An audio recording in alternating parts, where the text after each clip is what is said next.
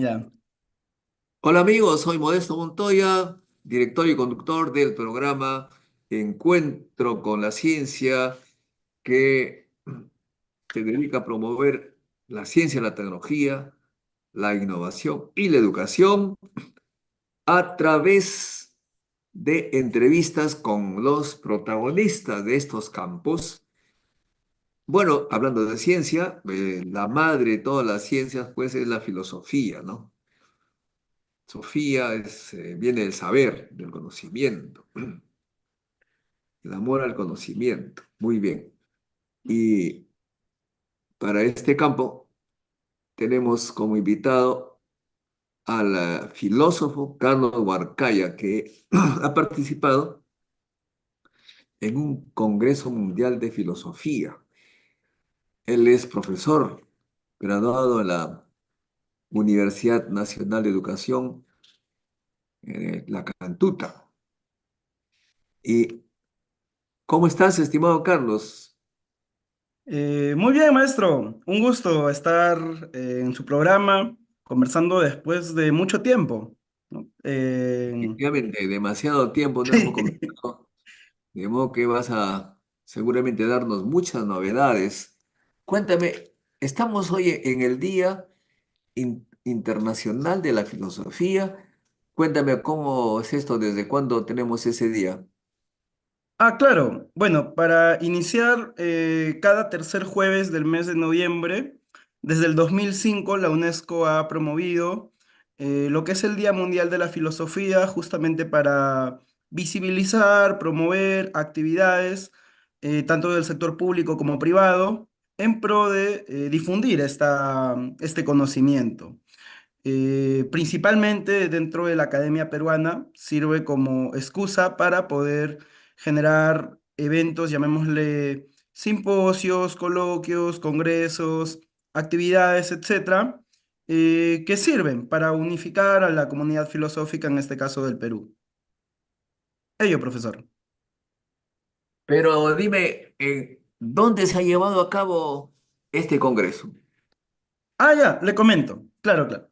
Bueno, hoy propiamente, como le comentaba, se conmemora el Día Mundial de la Filosofía desde inicios del presente siglo, desde el 2005. Y bueno, ello sirve como, insisto, una excusa para que la comunidad filosófica se organice y pueda desarrollar diversas actividades.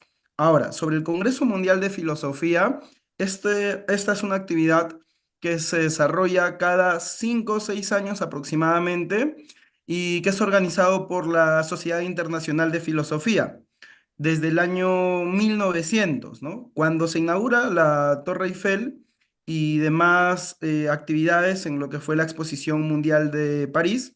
Incluso, si no mal recuerdo, también se reactivan los Juegos Olímpicos con motivo de la Exposición Universal de París. También los pensadores de aquella época, como Henry Bergson, Bertrand Russell, promueven lo que es un Congreso Mundial de Filosofía.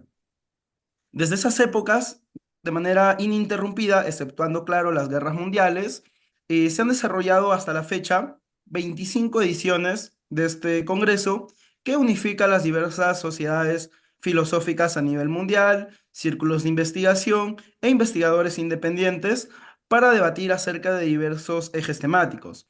Este año propiamente, la sede fue en la Universidad La Sapienza de Roma, siendo, insisto, la edición número 25, las bodas de plata, y que se desarrolló durante el mes de agosto, ¿no? La primera semana del mes de agosto. Fue muy agradable y ahora, bueno, dialogaremos acerca del mismo también.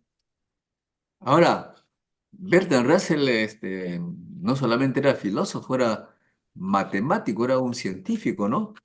Y es bastante didáctico cuando enseñaba filosofía. Me acuerdo, eh, en mi época estudiantil, leí algunos párrafos de su obra, en especial uno que se refería al cuento, a la pesadilla del cura. No sé si lo habrás leído tú, la pesadilla del cura. Y claro, Bertrand Russell era también muy notorio, ¿no? Su perspectiva crítica frente a la religión y Entonces tenía razón de, diversas... Dice que más o menos me acuerdo, un cura muere y como cura, él decía pues que conocía el camino al cielo, se va al cielo, toca la puerta del cielo, sale el barbón ahí, San Pedro, sale, mira a todo lado y vuelve a cerrar la puerta como si que no hubiera notado al cura, ¿no? Entonces él dice, ¿qué pasó? Que no me vio. Tocó más fuerte, hizo bulla, sale nuevamente San Pedro y mira para todos lados y de repente se fija en él con una especie de, como quien mira a una hormiga insignificante. Entonces dice, ¿qué cosa dices tú? eh, ¿Qué cosa eres tú? Entonces el cura dice, yo soy un representante de Dios en el representante de Dios. Dice, no, no, no, no bromees. ¿De dónde vienes? De la tierra. ¿La tierra? ¿Qué cosa es la tierra? Dices. Entonces el cura estaba, ¿cómo la tierra es el centro de creación de Dios? Eh, bueno, haciendo breve la cosa, dice que San Pedro lleva la cosita que consideraba al cura y lo pone ante los científicos del cielo para que estudien esto, qué cosa es. Y comenzaron a conversar con él, hablaba, dice, ¿dónde queda la Tierra? Pues, ¿cómo no saben dónde queda la Tierra? Mis amigos científicos me han dicho que queda en el sistema planetario solar. Pero, ¿y qué cosa es el sistema planetario solar? Le dice, pues, ¿cómo no saben? Está en la galaxia Vía Láctea. Mira, ve, no sé qué será la Vía Láctea porque hay algo así como 100.000 millones de galaxias. ¿Cómo quieres que nosotros sepamos cuál es eso? En fin, la trama es que después de 6 meses encuentran algo los científicos con su base de datos computacionales ahí y dicen, bueno, parece que hay un minúsculo sistema solar con un pequeño corpúsculo donde hay una serie de parásitos, uno de los cuales es este, dice, y- pero ¿cómo él cree que es el centro de la creación? Cuando el número de planetas como esa cosita es inimaginable para él, y él se cree el centro de la creación. El cura se despierta, era una pesadilla, ¿no? Y esta es la tentación del diablo que me pone con esta pesadilla. ¿No? Eso para mostrar pues, que la Tierra es una cosa muy pequeñita. Hay centenares de miles de millones ¿no? de planetas, de sistemas solares, y nosotros pues somos uno más, uno entre innumerables, ¿no? Eso hace empezar a los filósofos, ¿o no? Definitivamente. Ese ¿Qué cuento cosa es el hombre? ¿Qué justamente, cosa es el hombre finalmente?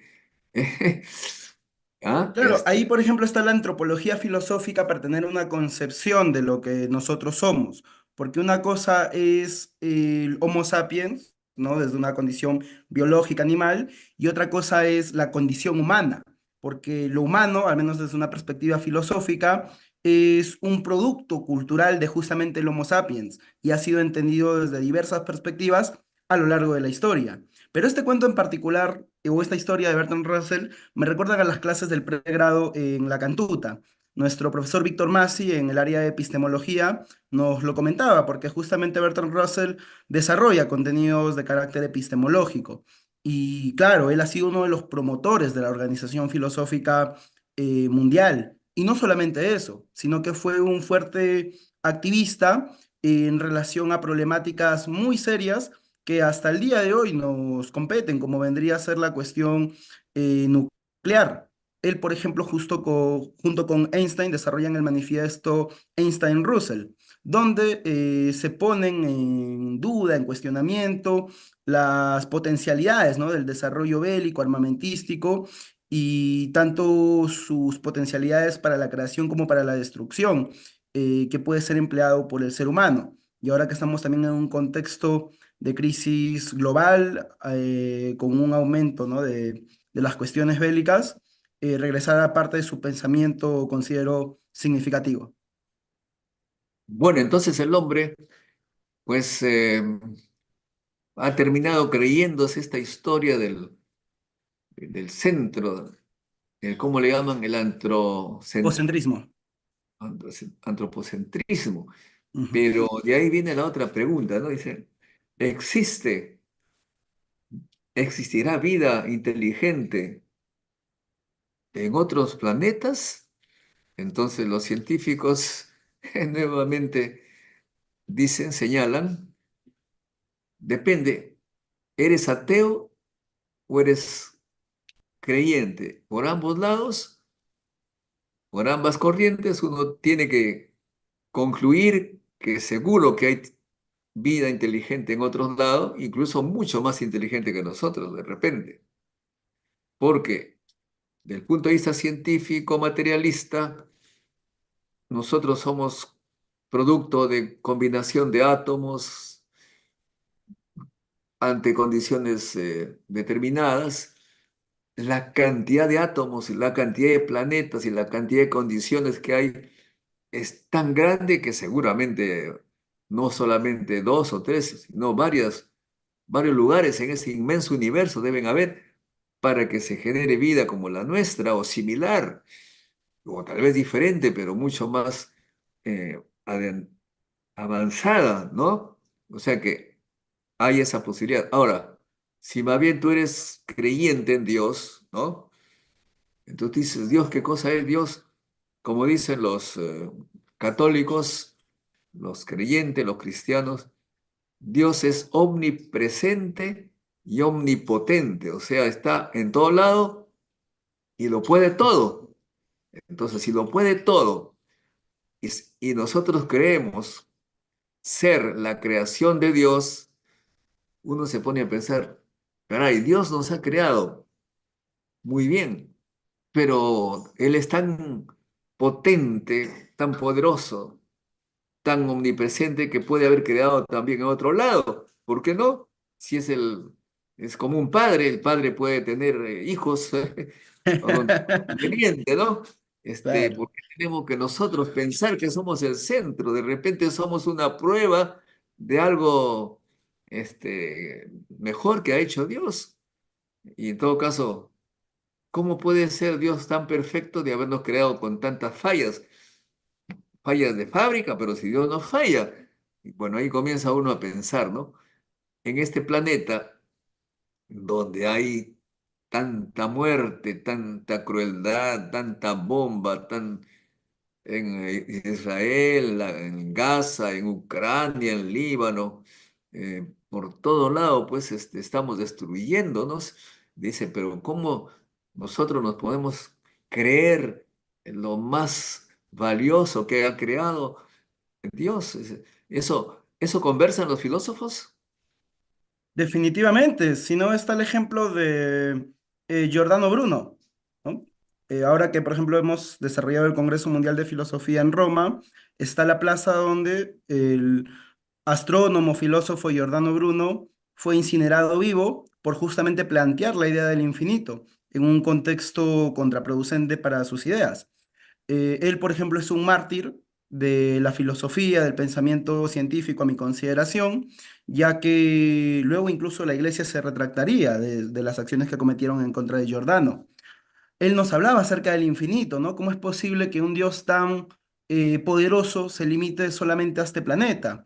Y bueno, ahí también están la perspectiva de otros astrónomos o divulgadores en todo caso, como lo es por ejemplo Carl Sagan con su programa Cosmos, donde justamente tiene estas reflexiones acerca de lo ínfimo que somos nosotros como seres humanos en comparación al universo, incluso haciendo una analogía con lo que es en teoría el inicio del cosmos a través del Big Bang hasta nuestros días, calendarizándolo en lo que es nuestro calendario regular, ¿no? De 365 días, donde nosotros, por ejemplo, solamente somos parte, o sea, de este tiempo en la última hora del 31 de diciembre.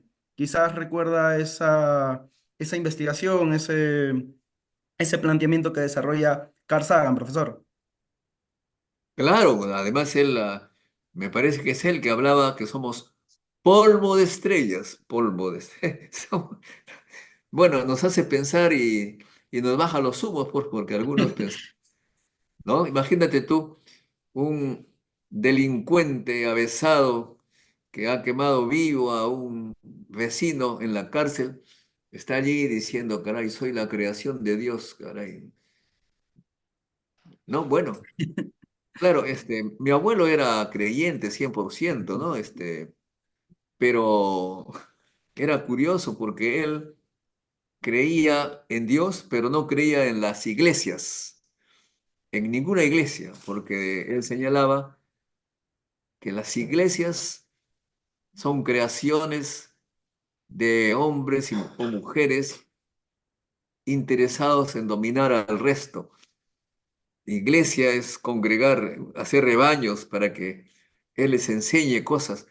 Dios no está contra. Dios nos ha dado, decía él, la inteligencia. En la fábrica tenemos un chip, un software.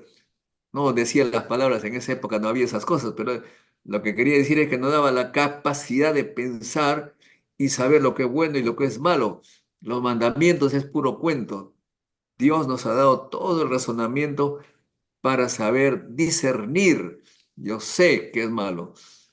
¿Quién va a dudar que matar es malo? Eso es una cosa natural. En todo caso, una cosa muy sencilla. Nunca hagas a los otros lo que no quiere que te hagas a ti. Y haz a los otros lo que quieres que hagan contigo, ¿no? Bueno, entonces, finalmente las religiones no tienen, digamos, asidero, sino el interés de personas, señalaba él. Pero lo curioso, Carlos, es que cuando pasaba frente a la iglesia que estaba en la Plaza de Armas, frente a una de sus casas que él tenía, se sacaba el sombrero y sus amigos le preguntaban, don José, ¿por qué usted que desprecia a la iglesia se saca el sombrero frente a ella? Entonces le decía, porque mis enseñanzas a nadie les interesa, mejor dicho, a muy poquitos. Lo que yo sé de la siembra, de la lluvia, esto y lo otro, muy poca gente le interesa. Pero este cura todos los domingos se le llena la iglesia, decía, ¿no? ¿Cuál es el secreto? Decía, mi respeto para el cura que es capaz con sus cuentos atraer a tanta gente. Claro. Sobre todas esas cuestiones, profesor, ya desde las épocas antiguas o también denominadas presocráticas, ¿no? Dentro del tecnicismo filosófico, está la reflexión de Genófanes. Quizás habrá escuchado acerca de que él, por ejemplo, nos comentaba si los animales pudieran, al igual que el ser humano, crear dioses, pues seguramente los crearían a su imagen y semejanza, puesto que, por ejemplo, Hesiodo y Homero, que son grandes literarios que generan, ¿no?, la concepción del mundo griego clásico, hacían a los dioses semejantes a los humanos. Pero Janófanes nos replanteaba esa situación. Ah, pero ¿qué pasa si, no sé, ¿no? El león, la jirafa, etcétera, también pudieran tener la capacidad, así como el humano, de crear, ¿no?, sus pinturas, sus obras, etcétera? Pues seguramente ellos también crearían a sus dioses a su imagen y semejanza.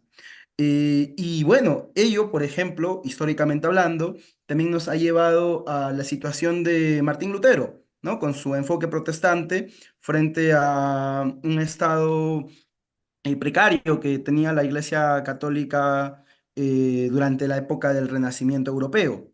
Entonces sí, hay muchos aportes, pero eso tampoco no niega el conocimiento de carácter religioso, puesto que han habido muchos filósofos que se han apoyado de la teología, ¿no? Y muchos teólogos que se han apoyado de la filosofía. Hace poco, por ejemplo, bueno, estuvo el lamentable deceso del padre Gustavo Gutiérrez, fundador, promotor de la teología de la liberación, una disciplina, un marco teórico que va a influir en personajes como el Monseñor de Lima, Carlos Castillo, o también el actual Papa, pues el Padre Francisco. Así que de todas formas la filosofía contribuye, no tanto a la perspectiva científica, pragmática, religiosa, etcétera. Y eso lo estudiamos en nociología o teoría del conocimiento. O sea, dentro de la propia iglesia pues hay tantas variantes, ¿no? Y, y cada vez surgen sectas a partir de esas iglesias, se dividen, parecen partidos políticos que se dividen, ¿no?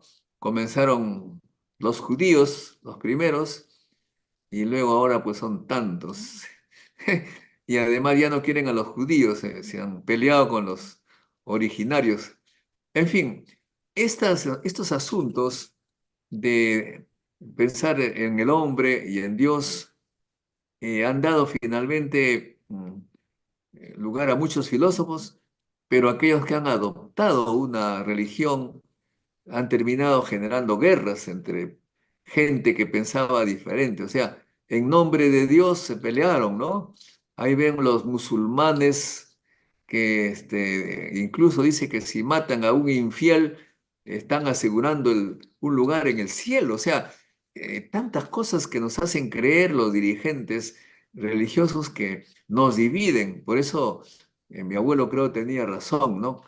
Eh, el, este, Dios no le ha autorizado a nadie que hable en su nombre. Hasta los propio mandamiento dice ahí, no tomar el nombre de Dios en vano, pero todo el tiempo lo están tomando. ¿Ah? Definitivamente, y hay muchas reflexiones acerca de ello. Por ejemplo, Dostoyevsky, si no mal recuerdo en Los Hermanos Karamazov, escribe que si Dios no existe, todo está permitido, ¿no? Como para tener una perspectiva crítica frente a la inexistencia de Dios. Sin embargo, el filósofo contemporáneo Slavoj Žižek replantea esa frase y dice, si Dios existe, todo está permitido para quienes se dicen sus representantes, porque ocupan tal poder que su palabra es ley. O como los congresistas recientemente han dicho, ¿no? Que son los designados de Dios, que son como los reyes. Eso justamente lo dijeron acá en Arequipa, uno de los parlamentarios que, bueno, estuvo en toda esta cuestión de la contrarreforma universitaria, etcétera. En fin, situaciones, ¿no? Situaciones. O sea que se toma el nombre de Dios, caray, para hacernos sufrir, ¿no? Es una cosa impresionante. Bueno, pero el ser humano, como decías tú, crea también este nuevo pensador que está saliendo, Yuval Harari, ¿no? Claro. Que habla últimamente bastante, tiene mucha influencia. Él piensa que el ser humano, pues, es todo ¿cómo le llaman? Tiene un nombre que le ha dado al sapiens, ¿no? Homo Deus. Que, ahí está, Homo Deus, que él dice que nosotros somos poderosos porque somos capaces de comunicarnos, la comunicación, hacemos comunidades, y que esta forma de unirse no les permitir los animales, no se unen como nosotros, pero también nos peleamos, nos unimos para pelearnos. Actualmente me causa mucha, no gracia, pero me hace pensar que todos están tratando de reunirse. A ver, acá ha venido el APEC, el Foro Ujú. Económico Asia-Pacífico, pero al toque se han ido luego a Brasil, al foro de los G20, los 20. grupo de 20. Y hace un mes estuvieron en Rusia hablando de los BRICS. Ujú. Todo el mundo quiere reunirse, pero para pelear con los otros, para competir con los otros. Es decir, el ser humano tiene una especie de contradicción interna, ¿no? Se reúne para pelear con los otros. O sea, solo no puede, pero como quiere pelear, se une a otros para pelear con otros. O sea, el objetivo es ganarle a alguien. Solo no puedo, me reúno. Y como dicen, el, el enemigo de mis enemigos son mis amigos, caray. Así que... ¿Ve? Esa, esa es la naturaleza humana. La naturaleza humana se traduce, se expresa ahora muy rápidamente a través de los medios de comunicación que nos cuentan qué está pasando, qué está haciendo el hombre. Y ahora estamos a punto de repente de una guerra mundial nuclear en Ucrania, ¿no? Terrible, sí. Pero ahí hay diversas cuestiones. Por ejemplo, eh, la voluntad, ¿no? De querer tener más y más y más poder. Nietzsche lo plantea como la voluntad del poder. Pero esta cuestión de la naturaleza humana fue un debate de la modernidad. Ahí tuvimos el planteamiento del buen salvaje que defendía a Rousseau en contraposición a la otra perspectiva contractualista, ¿no? De Thomas Hobbes, acerca de que el ser humano es malo por naturaleza y es más bien en sociedades que intentamos crear normas, leyes para regular nuestro comportamiento. Pero ocurre que después de la Segunda Guerra Mundial, la filósofa judía Hannah Arendt va a los juicios de Nuremberg, donde analiza y reflexiona esta cuestión de la condición humana, ¿no? Porque como lo había planteado anteriormente, desde una antropología filosófica, la categoría de naturaleza humana ya no estaría tan vigente. ¿En qué sentido?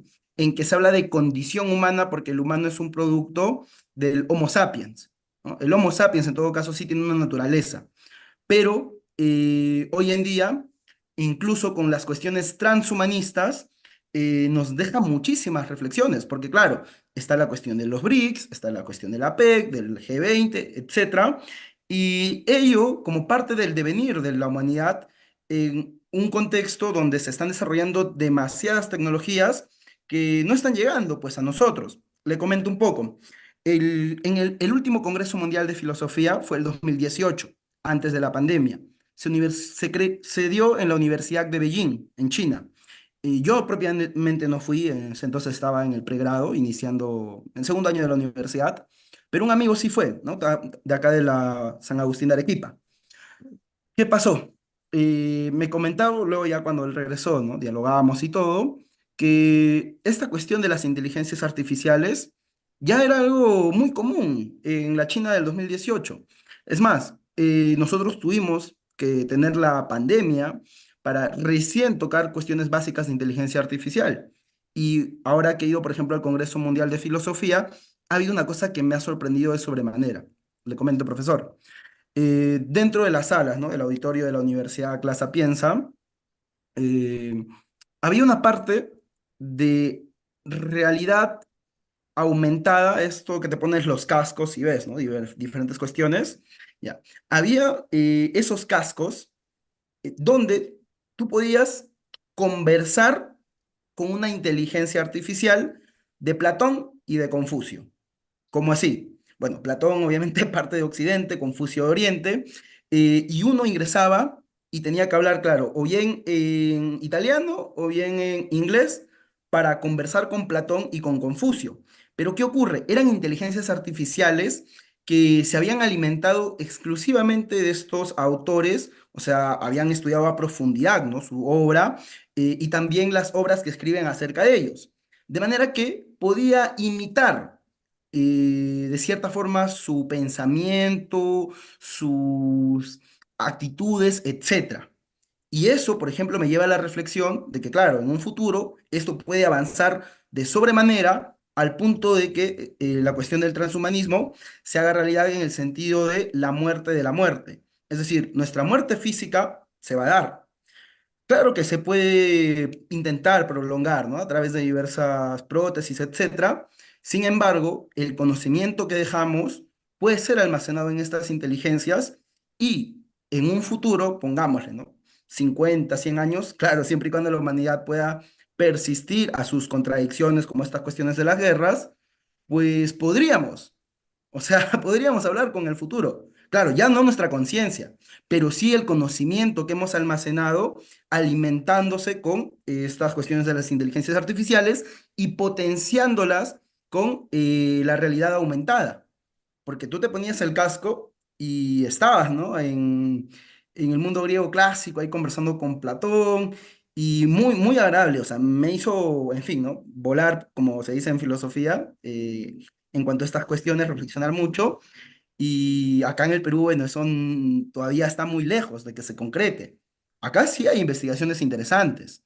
Está lo que estábamos dialogando previamente, por ejemplo, los trabajos del profesor Pablo Quintanilla, Víctor Masi, Zenón de Paz, en relación al pensamiento andino, ya que, por ejemplo, ¿no? Usted me comentaba un poco acerca de la sabiduría de su abuelo, y eso, por ejemplo, rescata bastante el profesor Víctor Masi en relación a otras formas de conocimiento, ¿no? No solamente limitarnos al conocimiento eurocéntrico tradicional, sino también rescatar y o reivindicar otras formas y o perspectivas del pensar, no solamente andino, porque el profesor Pablo Quintanilla está en un proyecto mundial de reconocer y o rescatar epistemologías de la Amazonía, del mundo andino, de las diferentes tribus africanas, asiáticas, etcétera, que me parece súper interesante y que mostró esa investigación en el Segundo Congreso Nacional de Estudiantes de Filosofía, que también se desarrolló hace poco, en el mes de septiembre en Huánuco.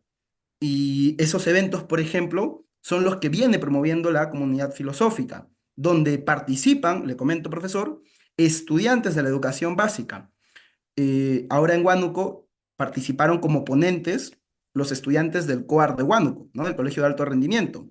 Y su anterior edición, que fue en Cusco, en la UNSAC, en el Paraninfo Universitario, fueron también como ponentes, aparte, ¿no? De los universitarios, los estudiantes del Clorinda Mato de Turner, que es el colegio emblemático de mujeres, y el glorioso Colegio de Ciencias, que luego va a ser el Cienciano del Cusco. Y los chicos participan, debaten acerca de cuestiones filosóficas, nos exponen sus ideas. En fin, hay muchísimos, muchísimos temas, profesor. Bueno, sí, sí, hola. Como te digo, mi abuelo era, pues, cuando le preguntaban, una vez le preguntó, ¿usted qué tanto habla? Qué cosa es? Decía, bueno, yo soy filósofo que vivo de la agricultura, porque tenía sus chacras, porque él decía cosas rarísimas que mucha gente pensaba que le fallaba el coco, ¿no? Decía, por ejemplo, él señalaba que los españoles eran tan ignorantes que ni siquiera habían podido comprender a los conquistados militarmente, los han conquistado militarmente, porque decían que para los españoles, los, eh, los indígenas tenían como Dios al sol, y él decía que era totalmente falso. A Dios no se le estudia, a Dios no sabe cuándo viene, él es totalmente imprevisible. El sol era el padre, sabía que venía cada 21 de junio, era su cumpleaños y se hacía como todo cumpleaños, se preparaba la fiesta.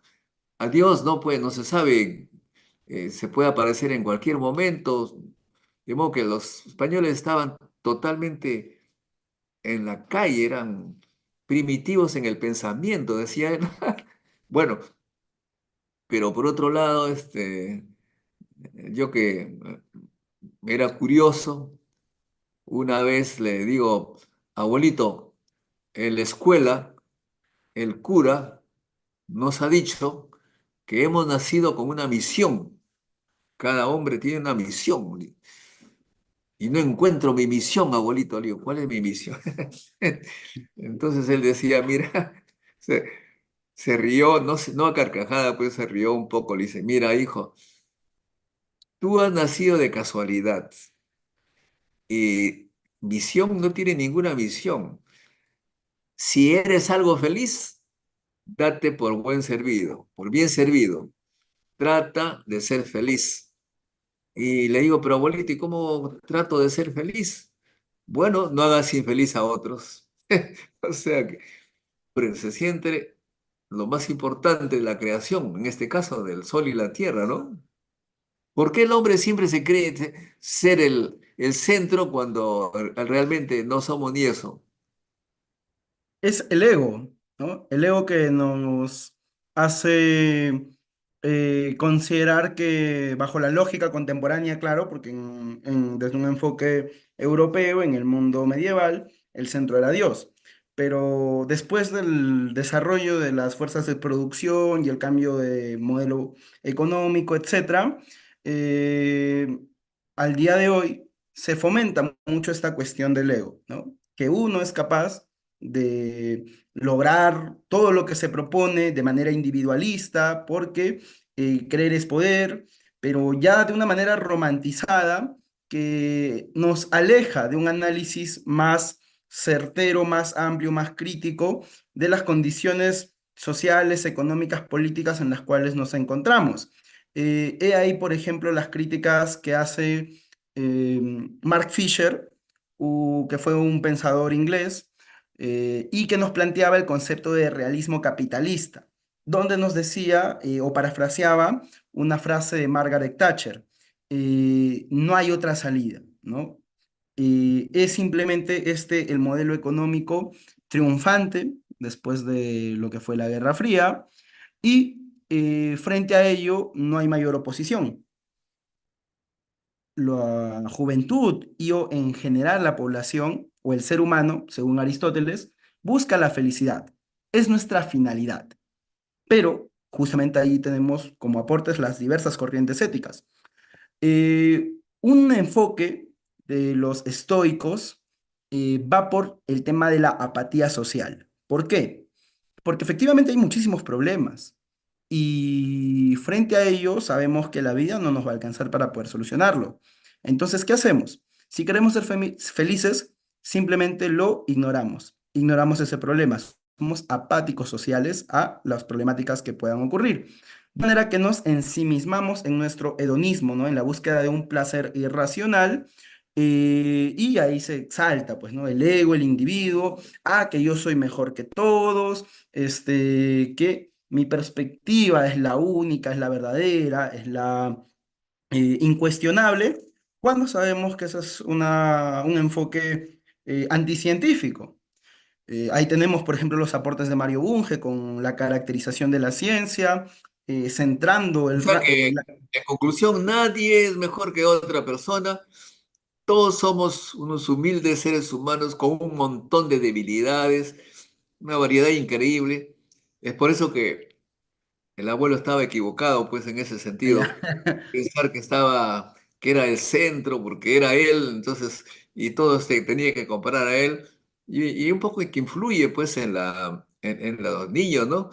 Uno termina pensando que el abuelo materno es el más bacán, el otro abuelo que no se parece al materno no es pues lo ideal, en fin, genera una serie de discriminación, cosa que está muy mal. Lo claro está de que todos los seres humanos tienen las mismas posibilidades. Lo que pasa, tú has señalado en algún momento que se crean normas. ¿Quiénes crean las normas? Aquel que crea las normas las hace a su beneficio para aprovecharlas, ¿no? La famosa frase popular, quien parte y reparte se lleva la mejor parte. Quien hace las normas se lleva lo mejor para él. Y de eso estamos hablando en este caso, por ejemplo, del Congreso, que que hace pues normas que todo en favor de su pequeño grupo, que son 130 congresistas, dice, ¿qué nos conviene? Vamos a hacer todo para que nos convenga. A ver si hacemos una norma que diga que la elección es eterna, ya no nos salimos de acá. En fin, hay esa idea que tiene que ser de alguna manera compensada, contrabalanceada, pero tampoco quieren que haya un balance. O sea, el ser humano aparentemente busca su propia destrucción porque al final de cuentas eso crea mucha tensión, ¿no? Sí, bueno, son las contradicciones internas que tenemos y también es parte de nuestro aprendizaje. Nosotros hemos cometido las cosas más horribles como especie me refiero, pero también las cosas más hermosas. He ahí la dualidad del ser humano. Ahora mismo podemos decir que no estamos quizás en la mejor de las situaciones, o como diría algún filósofo moderno, el mejor de los mundos posibles. No lo estamos. Sin embargo, ahí están también las reflexiones de nuestros intelectuales. el historiador tacneño Jorge Basadre, Problema y Posibilidad, porque, por ejemplo, estamos a menos de un mes de conmemorar uno de los hitos más trascendentales de nuestra región, la batalla de Ayacucho. ¿Qué ocurrió ahora a mitad de año en la batalla de Junín, en su bicentenario?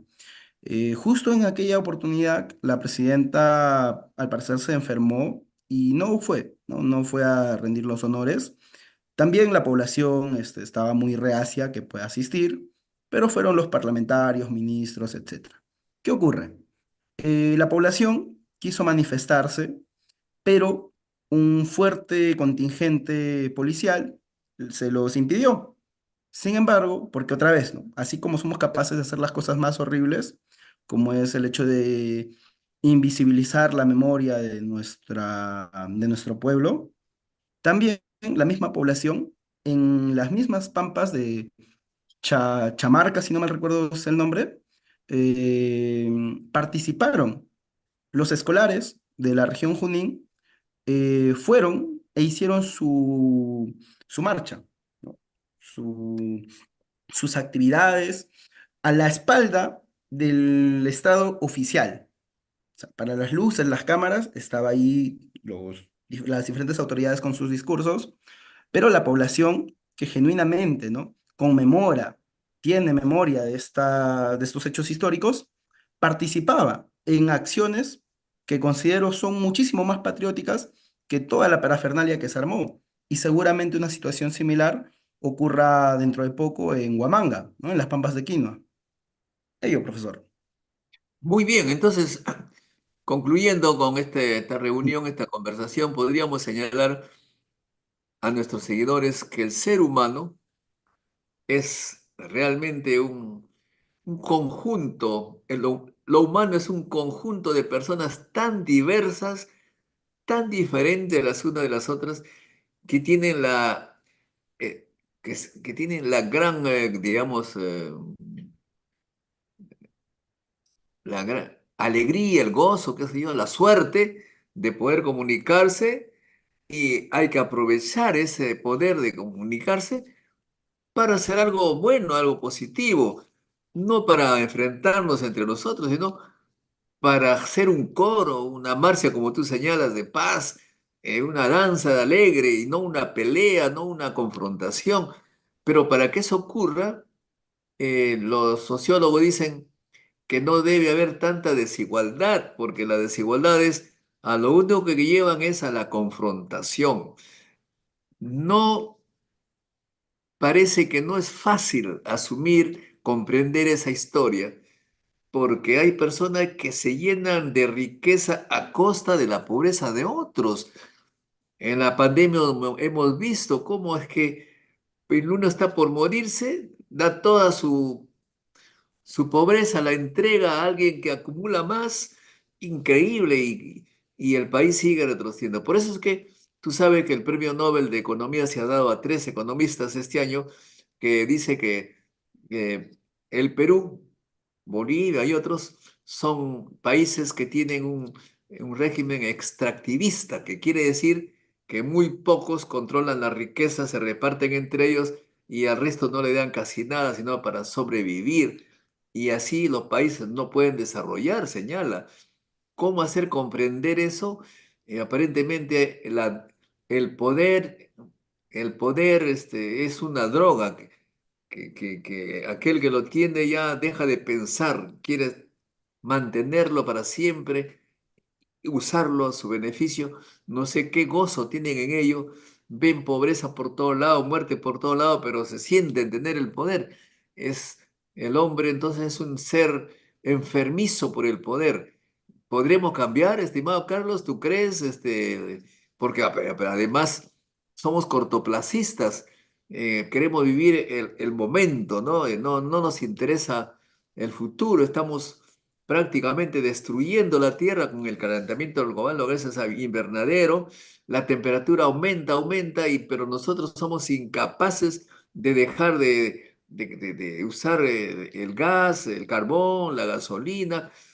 Queremos seguir, sabemos que nos estamos hundiendo, hay muertes por todo lado lluvias, por sequías. En España han muerto centenares de señores, de personas por una lluvia nunca vista. En fin, no sé, yo no soy muy optimista. Algunos dicen que nos quedan solamente 3 generaciones de humanos. Tú, como filósofo, ¿ves algo de optimismo en esto? ¿Podremos reaccionar?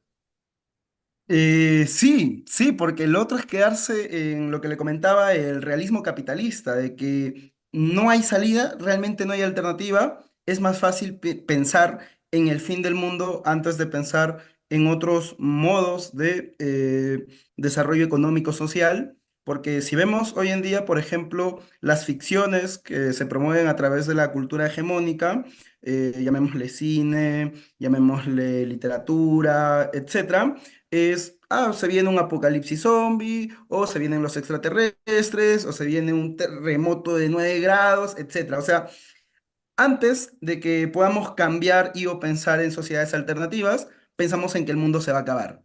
Pero frente a ello están diversas propuestas. Por ejemplo, acá en la región de Arequipa se va a promover esta cuestión de la planta del hidrógeno verde más grande de la región, que es o solamente es una salida. Por ejemplo, los chicos de la Universidad Nacional de Trujillo, de la especialidad de filosofía, están yendo a los colegios a enseñar filosofía con el apoyo de la facultad. Y porque, claro, hoy en día en la educación básica regular no se tienen los contenidos explícitos de filosofía.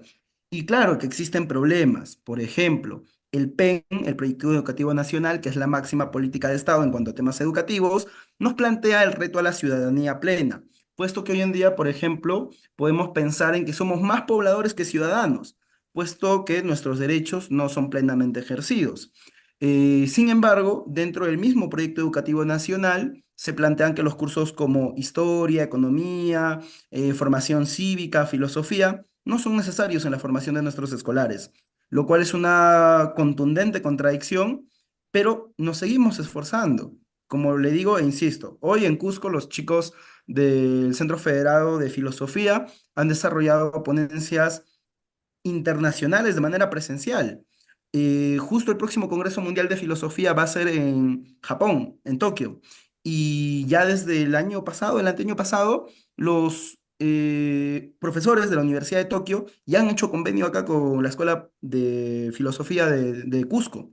En la UNSA también se vienen promoviendo proyectos filosóficos, literarios, etcétera. Lo mismo, San Marcos, Cantuta, Agraria, etcétera, de manera de que la universidad tiene alternativas. Claro, la universidad tampoco es la panacea para los problemas sociales que tenemos. No todos los jóvenes son universitarios y no hay problema, considero, con ello. Claro que hay que democratizar la universidad, pero hay salidas, ¿no? Desde la universidad. ¿Qué ocurre? Perfecto, pero sin embargo, obviamente tenemos que también decirle a nuestros seguidores que la historia está en estos tiempos avanzando y cambiando muy rápido. Ya no es como antes, pues que tardaba siglos para ver algún cambio. Hemos vivido un siglo XX muy interesante. El primer siglo, se podría decir, era el eurocentrismo, ¿no es cierto? Tenían todo, monopolio de la tecnología, vendían al precio que se les pegaba la gana, comprábamos la tecnología a precios muy elevados que les permitía vivir a ellos muy, muy bien y nosotros cada vez peor. Pero ahora están surgiendo nuevas países que han demostrado que la tecnología está al alcance de todos. Salió Corea del Sur, Taiwán, Singapur, ahora China es el que tiene el mayor Producto Bruto Interno, está destrozando, entre comillas, a las empresas europeas. Volkswagen va a despedir a 3.000 empleados porque no pueden competir con los automóviles chinos. Es decir, la historia nos está mostrando que el ser humano no, pues, no tiene esas características un poco, ya está de otra época, eso de creerse el mejor país, la mejor nación, todo Claro. cambia rápido y ahora pues más bien la gente tendrá que comenzar a aprender chino porque entre poco Ya no, ahora ya para todos lados. Ya la vez pasada que fui a Francia, tomé el avión, antes veía puro gringo, ahora hay mitad de chinos, en los congresos hay chinos, en fin, por todo lado, significa pues que la historia cambia mucho. Nadie debe creerse la última Coca-Cola del desierto. Humildemente hay que esforzarse para hacer un país mejor, un mundo mejor, consumir menos combustible fósil para no morirnos tan rápido, en fin. De modo que eso hay que hacer más trabajo filosófico. Por esto te felicito y a los muchachos que van a los colegios, a las escuelas a hacer pensar. Necesitamos gente crítica que piense, ¿no? A propósito de ello, para terminar el programa, hoy en la mañana leí que hicieron una caricatura, la embajada rusa hizo una caricatura muy fea, que representaba a Europa. A Europa la presentaba como un paciente en una mesa y los médicos le enchufaban ahí inyecciones. Decía una inyección, decía fascismo, otra, en fin, es- lo, Sí. ahí los norteamericanos le ponían otra cosa así, horrible. Y fue la embajada rusa. Entonces, el presidente Macron, pues reaccionó Ujú. y reclamó, ¿no? ¿Cómo es posible que hagan esa caricatura insultante? ¿No? Lo pueden ver ustedes, amigos seguidores, en la internet. ¿Y qué respondió la embajada rusa? Perdón, así, la embajada rusa dijo, bueno, señores, señor Macron, ¿no se acuerdan ustedes que cuando este periódico Charlie Hebdo, creo que se llama, Sí, sí, sí. este, ¿no se acuerdan que puso una imagen horribles sobre Alá, ¿no? Y, y- y ustedes decían que eso está normal, es la libre expresión, que todo el mundo podía poner las cosas que crea conveniente. ¿Por qué ahora no están de acuerdo con sus propias ideas? Esta es una caricatura política. O sea que imagínate, a ese punto estamos llevando, pero lo que sí cabe es que la gente tiene que tener espíritu crítico, pero no insultarse, no provocar, porque podemos nosotros todos meternos en un lío muy grande. Muy bien, Ujú. Carlos. Sí. Eh, Profesor, unas últimas palabras. a Voy ver, a- a ver. Ya, sí, efectivamente la sátira ha sido una herramienta potente por parte de la población para hacer diversas formas de crítica. En el Perú, por ejemplo, también se han generado diversas sátiras en relación a la situación actual. Sin embargo, la investigación que le comentaba estuve llevando a estos congresos, que es parte de la tesis de maestría que estoy desarrollando, y tiene como uno de sus ejes la violencia en contra de la comunidad académica porque cerraba mi anterior participación con los aportes que puede dar la universidad, que no es la única forma, ¿no? Pero es una de las instituciones de la sociedad civil más importantes. Sin embargo, a los compañeros de las otras regiones, países, les interesó cuando les comenté un poco lo que habíamos vivido en relación a la intervención a la Universidad Nacional Mayor de San Marcos, la casi intervención a la UNI, a inicios de año, porque lo toqué desde un enfoque regional, lo que fue la intervención a la Universidad Nacional de Guayaquil por parte de grupos armados y demás cuestiones. Los regímenes autoritarios usualmente han atacado a la universidad.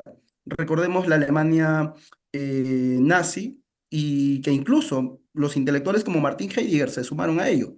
Heidegger llegó a ser rector justamente en ese contexto.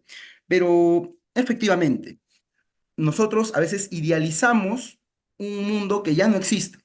Hoy en día la Unión Europea efectivamente tiene diversas problemáticas, entre ellas la que usted ha estado comentando, pero cuando estuve ahí, por ejemplo, en la estación central de Roma, del Termini, me llamó mucho la atención la situación de los migrantes. Una imagen muy impactante fue el de una mujer gestante que estaba ahí tirada en pleno terminal de trenes. Y ellos están en estado de excepción ya desde antes de la pandemia. Giorgio Agamben, un filósofo italiano, reflexionaba acerca de esta cuestión y cómo los estados de excepción que vendrían a ser los de emergencia en el Perú son a veces excusas para simplemente sacar a los militares, pero no generar acciones contundentes frente a la situación, por ejemplo, que hoy estamos viendo con la ola de criminalidad.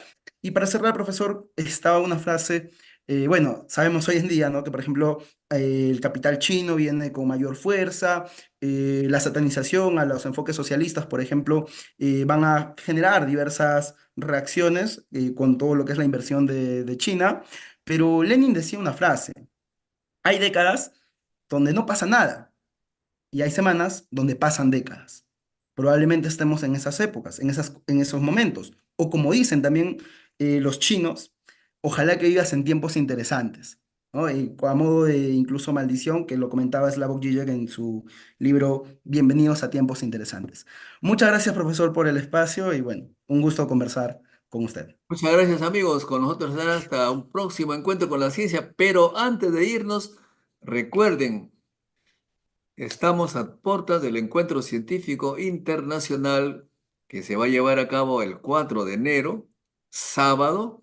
Inscríbanse ya, porque allí vamos a discutir temas de avances científicos muy relacionados con el desarrollo del Perú. Es gratuito. Hasta entonces, amigos, hasta siempre.